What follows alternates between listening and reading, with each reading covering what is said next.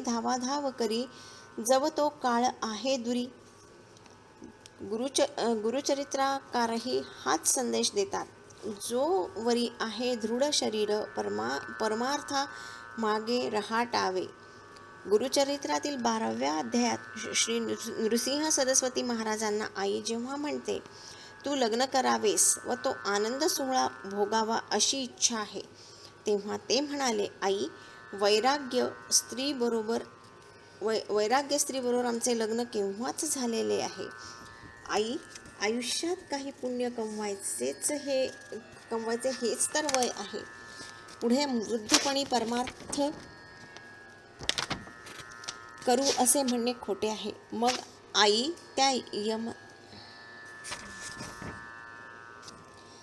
आई त्या यमाला करुणा नाही.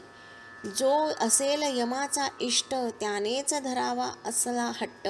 ज्यांचा यमापाशी वशिला आहे, त्यांनीच आपण नंतर परमार्थ करू असे म्हणावे. त्या यमाला करुणा नाही. म्हणून आई, मला या मोहात टाकू नकोस. आपण काही नृसिंह सरस्वती नाही, तसे होऊही शकणार नाही. पण मरणाचे स्मरण ठेवून परमार्थाची कुठेतरी तातडी करणे आवश्यक आहे. तुकोबाराय हे विदारक सत्य म्हणताना म्हणतात, नको नको मना गुंतू मायाजाळी, काळ आला जवळी ग्रासावया. काळाची ही उडी पडेल बा जेव्हा, सोडविना तेव्हा बाप माय. जीवनातील हा तकलादूपणा लक्षात आल्यावर समर्थांचे दृष्टीने असलेले जीवनातील प्रत्येक क्षणाचे मोल लक्षात येईल. मग आपल्याला सहज पटेल की रघुनायकाविण जे मागणे आहे ते खरेच व्यर्थ आहे. भगवंताचे अधिष्ठान न ठेवता आपण जे करू ते व्यर्थच. मनुष्याचा सहज स्वभाव आहे की आपल्याला जीवनात जे यश पदरात पडते त्याची फुशारकी तो मारत असतो. मीच्या जाळ्यात तो अडकतो. मी हे ऐकले, मी ते केले, मी होतो म्हणून ठीक, नाही तर काही खरे नव्हते. जीवनातील सर्व सुखाचे कर्तृत्व तो स्वतःकडे घेतो.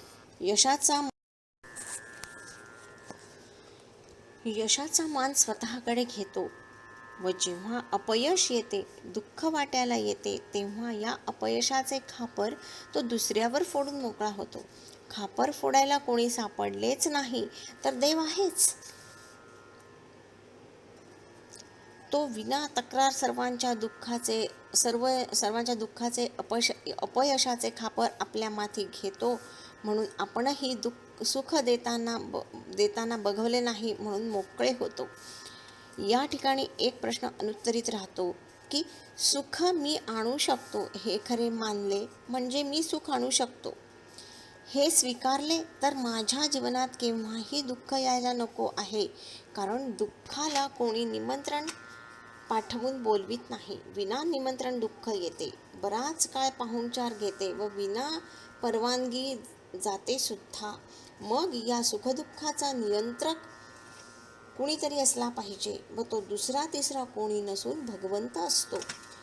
जीव जेव्हा भगवंताशी सन्मुख असतो तेव्हा तो सुखी असतो व भगवंताशी जेव्हा तो विन्मुख होतो तेव्हा तो दुःखी होतो. आपण असेही म्हणू शकतो की सुख दुःखाला कारण त्याचे कर्म असते. सत्कर्म म्हणजे पुण्य सुख देते, तर दुष्कर्म म्हणजे पाप.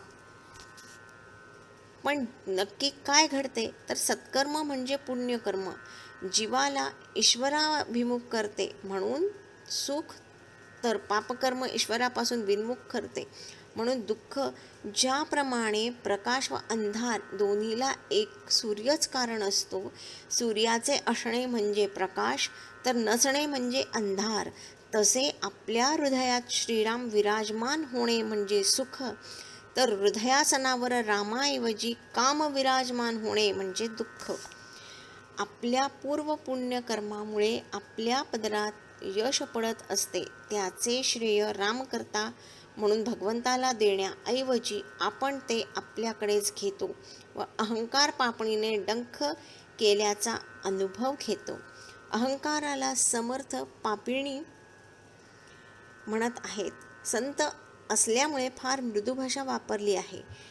अन्यथा अहंकाराला काहीही तुच्छ नामाभिधान केले तरी ते कमीच आहे अशी स्थिती आहे. कारण भगवंताकडे अन्य सर्व पापांना क्षमा आहे, प्रायश्चित्त आहे. पण अभिमान हे पाप असे आहे की पापाला भगवंताकडे क्षमा नाही आणि प्रायश्चित्तही नाही.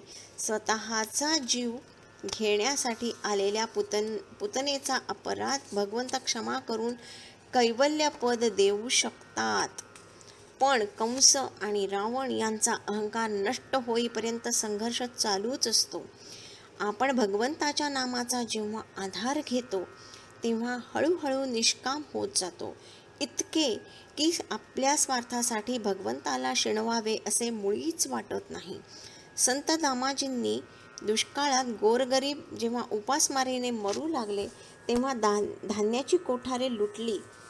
त्यांच्या विरोधकांनी विजापूरच्या बादशहाकडे कागाळी केली व तेव्हा बादशहाचे रोहिले दामाजींना अटक करण्यासाठी मंगळवेढ्याला आले. तेव्हा दामाजी पंतांनी त्यांना त्या रोहिल्यांना इतकेच म्हणाले की मला एकदा शेवटचे विठ्ठलाचे दर्शन घेऊ द्या. विठ्ठलाचे दर्शन करताना ते एवढेच म्हणाले, भगवंता, सुळावर जाताना तुझे नाम ओठावर येऊ दे. तोपर्यंत भगवंताने कोतवालाचे रूप घेऊन रक्कम भरली होती. आपल्यासाठी भगवंताने हलके रूप घेतले म्हणून भगवंताला शीण आला म्हणून संत दामाजी पंत पांडुरंगासमोर धाय मोकलून रडले. असे भक्तीचे नाते असते. हे नाते भगवंतांच्या सततच्या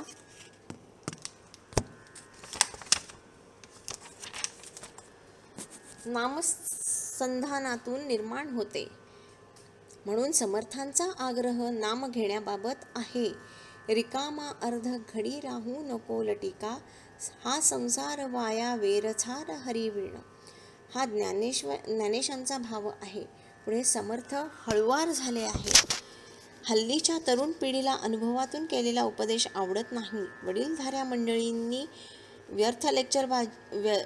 मंडळींची ही व्यर्थ लेक्चरबाजी आहे असे वाटते आणि म्हणून समर्थ मनाला म्हणतात, हे मना, मी तुला जो उपदेश करीत आहे त्याचा तू व्यर्थ शीण वाटून घेऊ नको. तुझे अनहित मला सहन होणार नाही. शिवाय योग्य वेळी सावध होणेच हिताचे असते. अन्यथा वेळ निघून गेल्यावर पुन्हा उपदेशाचा उपयोग होत नाही. ज्या चुकांचे वाईट परिणाम आपण भोगले ते परिणाम आपल्या पुढच्या पिढीच्या वाट्याला येऊ नयेत म्हणून उपदेश. पण या उपदेशाचा कंटाळा करू नकोस असे समर्थ सुचवीत आहेत. ज्याला आज तू सुख म्हणून कवटाळीत आहेस ते जर रघुनायकाशिवाय असेल तर त्या सुखाचा शेवट दुःखातच होणार आहे हे खुशाल समज व अंतःकाळी भगवंताशिवाय कोणीही सोबत करीत नाही. मूठ बांधून जीव येतो, येथे कमावेल असं तो म्हणतो, पण मूठ सोडून उघड्या हाताने निघून जातो. बरोबर नेतो फक्त त्याने केलेले कर्म आणि त्याची फळे. ही फळे सुमधुर तेव्हाच होतील जेव्हा साधकाने जास्तीत जास्त नामसाधना केलेली असेल. अशी नामसाधना आपण सर्वांकडून घडावी ही श्री समर्थ चरणी प्रार्थना. हरिओम श्रीराम.